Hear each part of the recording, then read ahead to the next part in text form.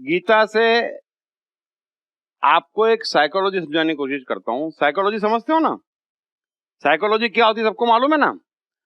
Psychology का अर्थ होता है कि मन कैसे चलता है और किसके मन में क्या चल रहा है। बरोबर? किसने क्या बोला, क्यों बोला, वो सब तो आगे सिखाऊंगा, आज नहीं। आज एक छोटी सी साइकोलॉजी। कायदे से पत्ता भी हिलता है तो हमें उसका अंतिम सत्य पता चलना चाहिए, ये हमारी इंटेलिजेंस है। हम वापर नहीं पा रहे हैं क्योंकि हमें अपना ही नहीं पता चल रहा है अभी तो, कि हम क्या कर रहे हैं, क्यों कर रहे हैं।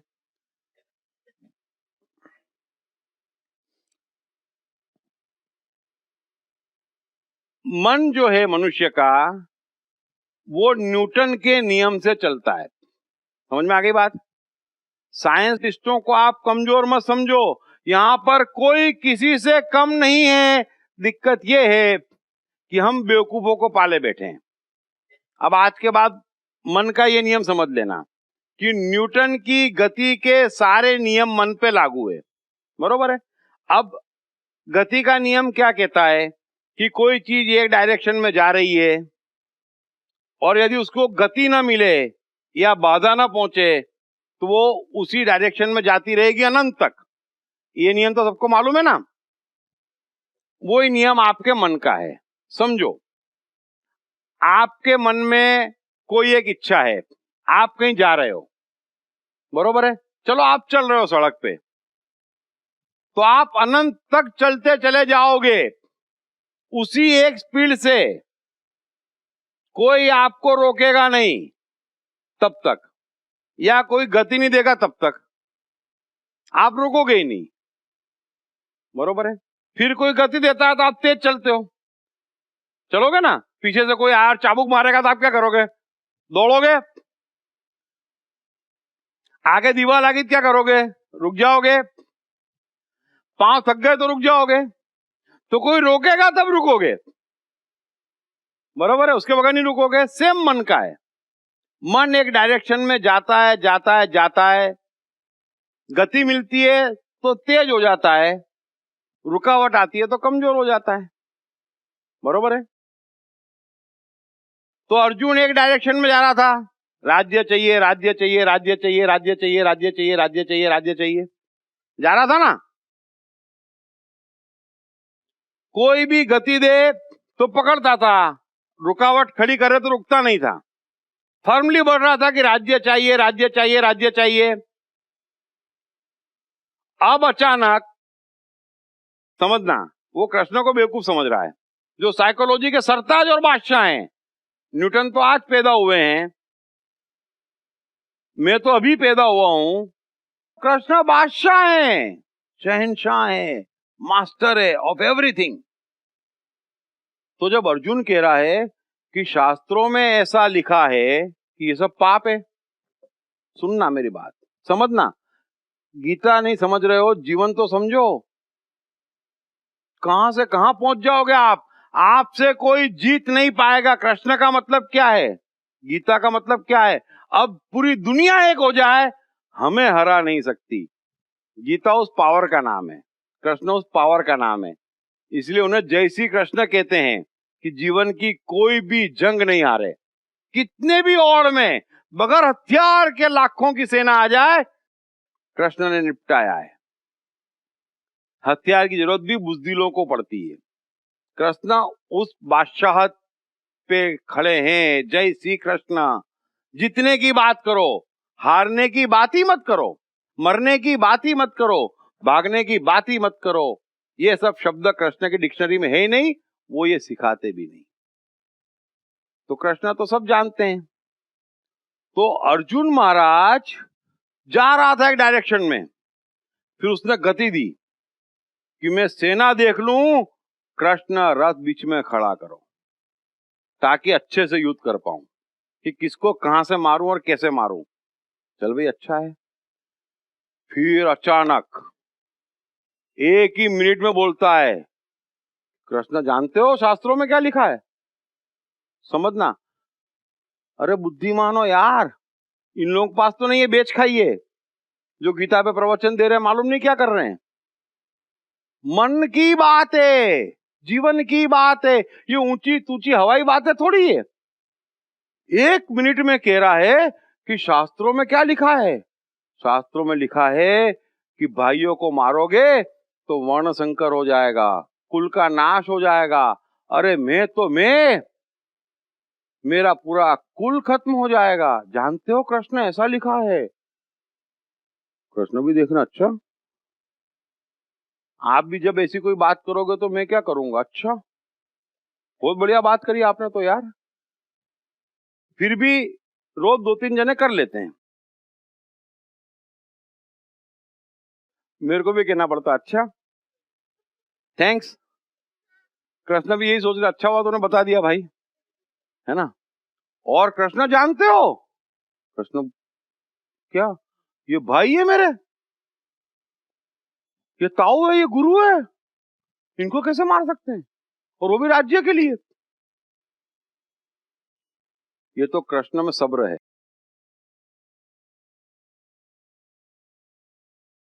बाकी मैं जानता हूं मेरी बर्दाश्तगी के बाहर है यार। क्या तुमको बेवकूफ समझ रहा है। अभी रथ खड़ा करा तुमने, रथ खड़ा करा तो तेरे को क्या दुर्योधन के मुंह पे शास्त्र नजर आया। ये बात कहां से आई, जरा गौर करना। आज के बाद जरा गौर करना, ये बात कहां से आई। दुर्योधन के मुंह पे शास्त्र नजर आया, तेरे को आज पहली बार पता चला ये भाई है।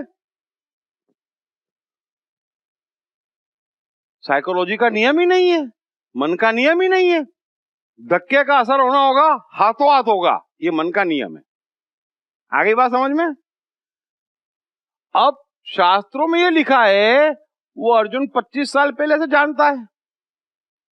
आज सेना देखने का शास्त्र में ये लिखा है, उससे कोई ताल्लुक है, बताओ तो। हाँ, आपको आपकी दादी जी बचपन से समझा रही है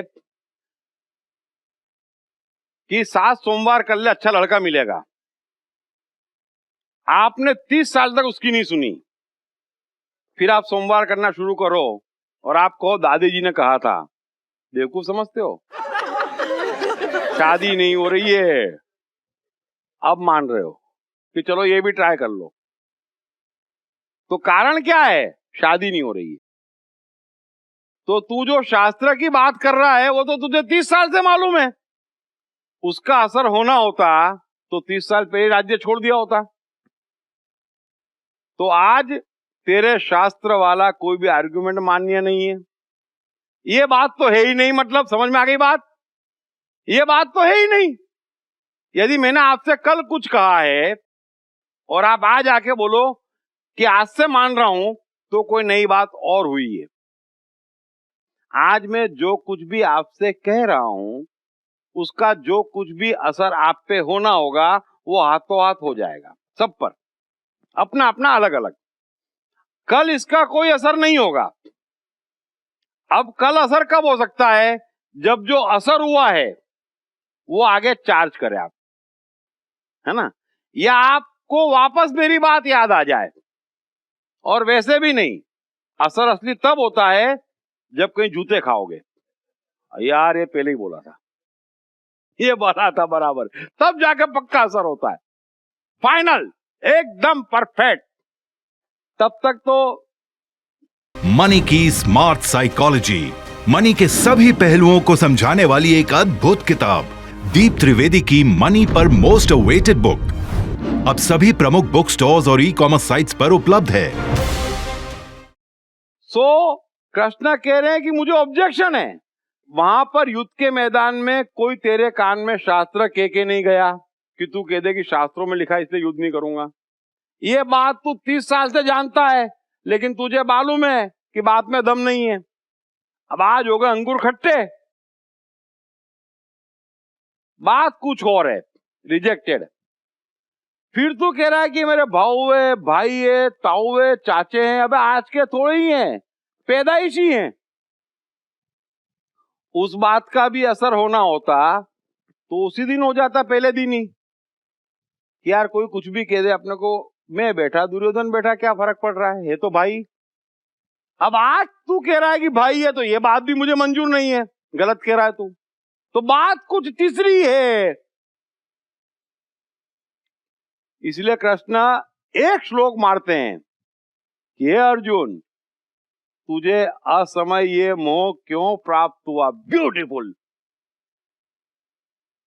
न तो ये शेष पुरुषों द्वारा आचरित है, न कोई विजय देने वाला है। तो तुरंत अर्जुन कहता बात तो सही है, मैं नपुंसकता को प्राप्त हो गया हूं। तो कृष्ण बोले पॉइंट पे आना यार, मेरे को क्यों घुमा रहा? शास्त्र में क्या लिखा है ना, भाई है ना, ये है ना, वो है ना, है वो सब जने यही करते हैं। वो लड़की देखने जाएंगे, अकेले गए, लड़की ने रिजेक्ट कर दिया, आगे का बोलेंगे तो दम ही नहीं था उसमें यार। अब उसमें दम नहीं था तो दम किसमें था फिर? झूठ झूठ और झूठ। किसी को अपनी पोपट नहीं करवानी है, लेकिन हम पोपट हैं। कृष्ण ये कह रहे हैं कि तेरा लीवर खराब है और तू बोला मेरा लीवर ओके है लेकिन मैं कुछ खाऊंगा नहीं, तो बोले बात गले नहीं उतरेगी ना यार, या तो लीवर में गड़बड़ है। तो बोले नहीं, तो इलाज कैसे होगा? तो कृष्ण कह रहे हैं कि भाई देख, शास्त्र में लिखा है, उससे तुझे कोई मतलब नहीं, मैं जानता हूं और बचपन से जानता हूं तेरे को। तो ये तेरे भाई है, उससे भी तुझे कोई मतलब नहीं, बचपन से जानता हूं तेरे को। तो मुद्दे की बात पे आ तो इलाज शुरू करें। तो अर्जुन कह रहा है मुद्दे की बात ये है कि मैं डर गया हूं।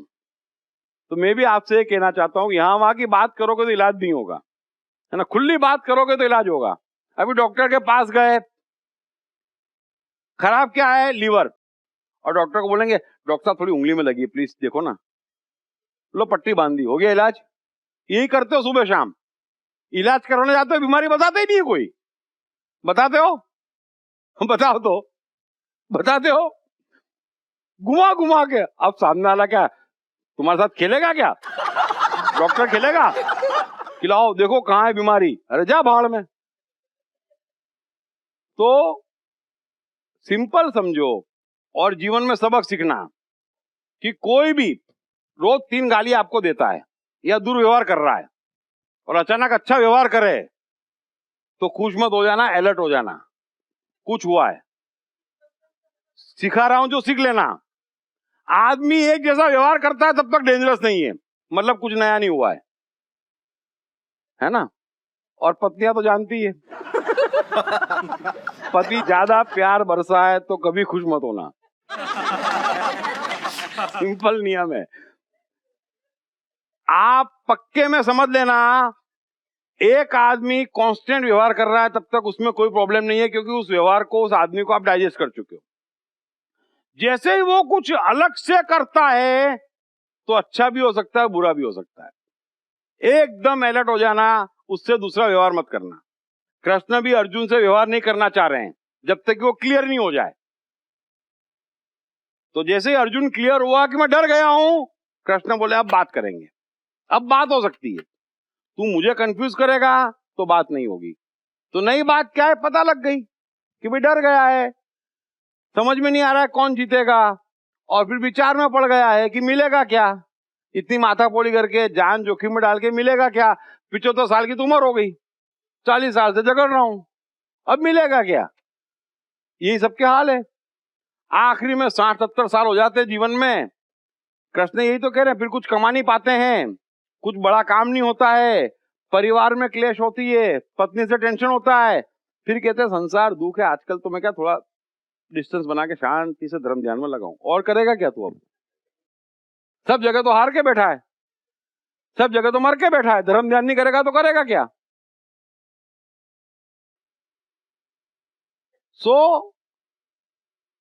कभी आर्ग्यूमेंट मत देना। ऊंची ऊंची बातें करने वाला गलत है, गलत है, गलत है। जीवन सामान्य है, उसमें ऊंची बात करने की जरूरत ही क्या है?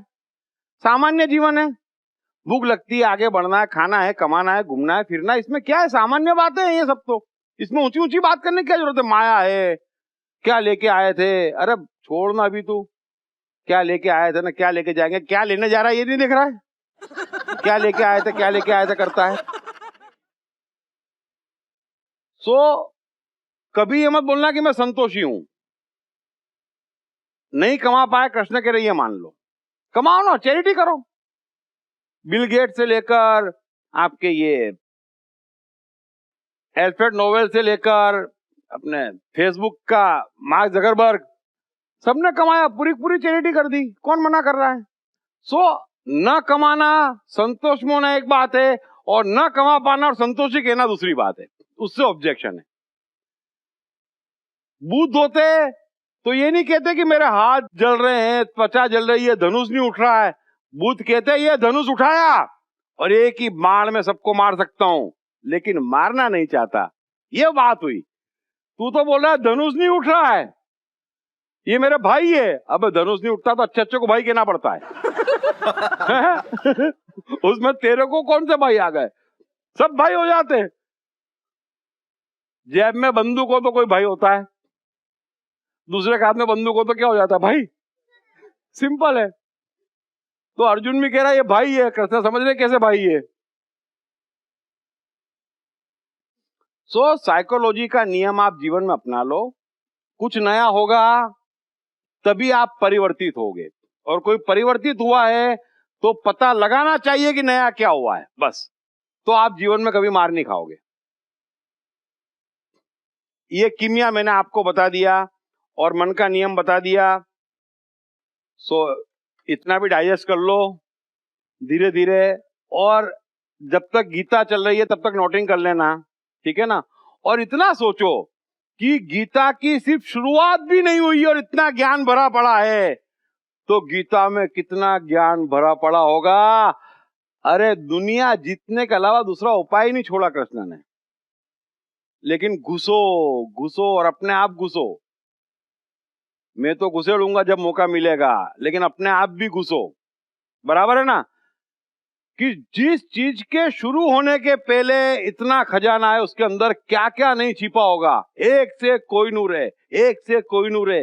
जीवन में क्या दुख है, कोहिनूर उठाओ, जीवन बनाओ, ठीक है। चलो, thank you very much, thank you very much. Money की स्मार्ट साइकोलॉजी, मनी के सभी पहलुओं को समझाने वाली एक अद्भुत किताब, दीप त्रिवेदी की मनी पर मोस्ट अवेटेड बुक अब सभी प्रमुख बुक स्टोर्स और ई-कॉमर्स साइट्स पर उपलब्ध है।